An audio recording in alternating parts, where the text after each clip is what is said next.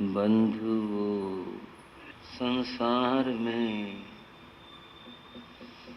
मनुष्य परमात्मा की खोज कर रहा है और न जाने कितने समय से कर रहा है। उन व्यक्तियों की बात है जिनके जीवन में धर्म का स्पर्श है। वे व्यक्ति परमात्मा की खोज करते हैं। परमात्मा को खोजने के लिए अनेक मार्ग धर्म ग्रंथों में, शास्त्रों में बताए। परमात्मा को कैसे पाएं, कहाँ खोजें, इस पर बहुत कुछ कहा गया। और बंधुओं, अपनी बुद्धि समझ के अनुसार व्यक्ति परमात्मा की खोज करता आ रहा है, आज भी कर रहा है। आपके मन में कुछ विचार आया होगा। पहली बात तो यह है, परमात्मा का स्वरूप पता चले तब उसकी खोज हो। बंधुओं, परमात्मा के स्वरूप की बात करेंगे तो चर्चा में मोड़ आएगा। अब तो और आज तो इतना ही समझ लें, जिसकी जो भी धारणा है, जिसने परमात्मा को जिस भी किसी रूप में सोचा है, वो अपने मन में रखे। यहाँ सम्यक्त मिथ्यात्व का प्रश्न नहीं, प्रश्न खोज का है। छोटी सी कहानी स्मृति में आई। कहते हैं भगवान ने, परमात्मा ने सृष्टि बनाई। सृष्टि बनाने के बाद परमात्मा ने ये सोचा, अब ये सृष्टि चलनी चाहिए। जिसको जो काम सौंपा है वो करना चाहिए। लेकिन ये सारे मनुष्य मेरे पीछे भागेंगे, मेरे को पाने के लिए दौड़ेंगे। सृष्टि कैसे चलेगी? अब इनके पास ज्ञान शास्त्र भी इतने हैं, मुझे ढूंढेंगे। मैं कहीं जाकर छिप जाऊं, जिससे मैं इन मनुष्यों को ढूंढने पर न मिल सकूं। कहानी है, परमात्मा ने दृष्टि डाली, कहाँ छिपा जा सकता? जो मुश्किल जगह हो, ऊंचे दूर पहाड़ों पर, गुफाओं में, जंगलों में, आदमी सब जगह पहुंचेगा। समुद्र में वहां भी पहुंचेगा। कोई ऐसी जगह हो कि जहां आदमी मुझे ढूंढ ना सके। तब कहते हैं कि परमात्मा आदमी के अंतर में, दिल में जाकर के बैठ गया। हुआ वही, आदमी ने परमात्मा को खोजना शुरू किया, सब जगह खोजा, वो ढूंढ नहीं सका। कभी किसी ऋषि ने गहन ध्यान के बाद पाया और बताया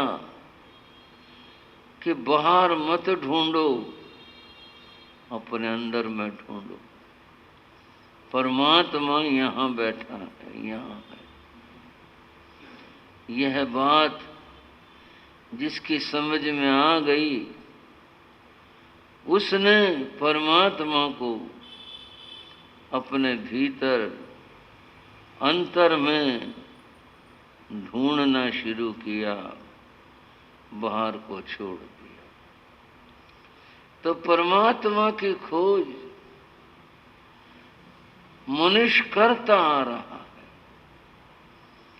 अब हम कुछ रास्तों की बात करते हैं। रास्तों में किसी शास्त्र में बताया, ज्ञानान मुक्ति, ज्ञान से मोक्ष मिलेगा। मोक्ष परमात्मा। हम जिस मोक्ष की कल्पना करते हैं वो हमारी अवधारणा है, आप समझ लें। ज्ञानान मुक्ति, ज्ञान से परमात्मा प्राप्त होगा। ये एक रास्ता हुआ परमात्मा को पाने का, पर ये एक रास्ता तो नहीं, बहुत सारे रास्ते बताए गए और मनुष्य ने खोजा। उनमें से एक रास्ते की बात आज मैं कर रहा हूं। उस रास्ते का नाम है सेवा। क्या नाम लिया? सेवा। बंधुओं, ज्ञान एक रास्ता है, तप एक रास्ता है, और बताया सेवा ये भी एक रास्ता है। ज्ञान की बात समझ आती है, क्योंकि पहचान ज्ञान में होती है। तप की बात समझ आती है कि तप से पाप धुलते हैं, पर ये सेवा से परमात्मा ये कैसे मिलता है? एक आदमी ने दूसरे आदमी की अथवा किसी पशु की, किसी और जीव की सेवा कर दी। सेवा अर्थात उसको कष्टों से मुक्त कर दिया। फंसा हुआ तो निकाल दिया, भूखा था तो रोटी खिला दी, प्यासा था तो पानी दे दिया। ये सब तरीके हैं जो भी हैं। तो इसमें परमात्मा की बात कहाँ से आई? इसमें क्या हुआ कि देखो ये तुमने किया है, परमात्मा इस बात से ऐसे मिला, ऐसे प्राप्त हुआ, कैसे हुआ? बहुत लोग सेवा को एक सामाजिक कार्य समझते हैं। श्रावक हो, श्राविका हो, इस बात को समझना। बहुत लोग हैं जो सेवा को एक सामाजिकता मानते हैं। आपने किसी का सहयोग कर दिया, उसने आपका कर दिया। परमात्मा कहाँ से आया यहाँ? ये बात यहाँ समझने की है। और ये बात मैं कोई अपने ज्ञान से कह रहा हूँ, ऐसा नहीं है। मेरे पास ऐसा कोई ज्ञान नहीं है कि मैं आपको बहुत बात बता दूँ। मैं तो धर्मशास्त्र गुरुओं की बात आपके सामने रख रहा हूं। यहां परमात्मा की बात कैसे आई? महाभारत में कहा, सेवा धर्मो परम गहनो योगी नाम अप्य गम्य। सेवा परम धर्म है। सेवा परम धर्म है और इस धर्म को सामान्य जन तो क्या, इसको बड़े बड़े योगी भी नहीं समझ पाए, वो भी नहीं जान पाए कि ये सेवा धर्म है कैसे। बंधु और बहनों, सेवा धर्म है और धर्माचरण से मुक्ति मोक्ष और परमात्मा प्राप्त होता है। कैसे और क्यों कराई है? जब कोई व्यक्ति किसी को सुख पहुंचाता है, किसी को सुख देता है, ये धर्म कैसे हुआ? ये ऐसे हुआ, उस समय अहिंसा साकार होती है। हम अहिंसा की बात करते हैं, बड़ी आस्था भी रखते हैं, लेकिन बस बातों से भावों से अहिंसा धर्म है। अहिंसा परमो धर्म है, परम धर्म है। अहिंसा को परम धर्म कहा। पर वो जो परम धर्म है वह सामने कैसे आए, साकार कैसे हो? तो कहा, जो आदमी सेवा करता है वो सेवा में अहिंसा साकार हो, सामने आती है, प्रकट होती है। आपने किसी की सेवा की, आपने उसकी सेवा करके अहिंसा धर्म को साकार किया। क्योंकि भगवान महावीर ने प्रश्न व्याकरण सूत्र में अहिंसा की जो व्याख्या की है उसमें सेवा शब्द भी आया। कैसे और क्यों कराया? भगवान ने अहिंसा के नाम बताए, दया, अनुकंपा, करुणा, उसमें आया सेवा। यह जो सेवा है अहिंसा है। जो सेवा करता है वह अहिंसा धर्म को साकार करता है। और बात फैसले की यहाँ भगवान ने कहा, धम्मो मंगलमो कीठम।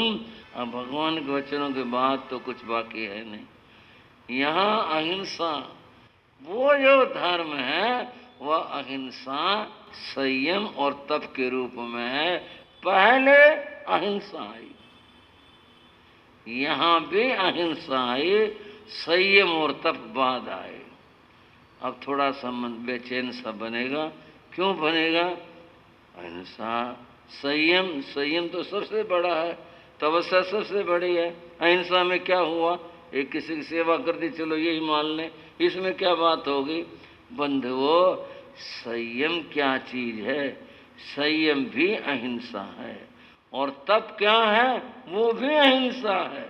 धर्म ही अहिंसा है, इसी में सब कुछ है। इसका विस्तार खोलना वो संयम में आएगा और विस्तार तप रूप में आएगा और फिर तो 5 महाव्रत और सब में आएगा। जो मूल बात है धर्म की वह अहिंसा है। आपको कभी कभी मन मूड होता है कुछ कहानियां भी कहने का और सुनाने का। पूज्य गुरु महाराज योगीराज जी की कहानी वो सुनाया करते थे इसको। एक राजा था, वो शिकार के लिए निकला, जंगल में घोड़े पर था, बस भटक रहा था या फिर रहा था, जानवरों को देखता तलाशता, शस्त्र बाण आदि उसके पास थे। इस घूमने फिरने में उसने देखा एक जगह एक शिला के ऊपर एक महात्मा बैठा। राजा ने घोड़ा रोक लिया, बोले जंगल में महात्मा बड़ा बैठा, यहाँ अकेले में मन कैसे लगता होगा, और इसकी रोटी पानी सब कोई फल वल खा के गुजारा करता होगा, कैसे हो, चलो पूछे तो सही इससे क्या मामला है। राजा उसके पास गया, महात्मा के नमस्कार किया, बैठ गया। महात्मा उसमें फुर्सत में था। राजा ने पूछा जी आप यहाँ किस लिए बैठे हो? महात्मा ने कहा परमात्मा को पाने के लिए। राजा हंस पड़ा, बोले यहाँ जंगलों में ही आएगा परमात्मा। बोला जी आपको कितने दिन हो गए सन्यास लिए? बता दी उसने जो भी थे, आप कुछ भी कल्पना कर लो, 10 साल 20 साल इतने साल हो गए। बोले अच्छा। बोले फिर कोई परमात्मा का कोई आपको कोई लक्षण कोई बात ऐसी लगी आपको कि भाई हाँ भाई परमात्मा ने आपकी बात सुनी है, आपकी आवाज़ पहुंची है और परमात्मा आपके ऊपर प्रसन्न है, कोई आपके पास ऐसा कुछ है प्रमाण जो मेरे को बता सको भाई परमात्मा है और वो आपकी आवाज़ सुन रहा? 20 साल हो गए, अब कितना और जी लोगे आप, कितनी जिंदगी होगी, तो जिंदगी में आप क्या पाओगे? मैं से पूछ रहा हूँ, आपको कुछ पाया, आपने कुछ लगा? बोले हाँ। बोले अच्छा। वो महात्मा उठा और वहाँ गुफा थी, जहाँ रहा करता वो बाहर जा जाता जैसा हो, अंदर से एक और कुल्हाड़ा उठाकर लाया।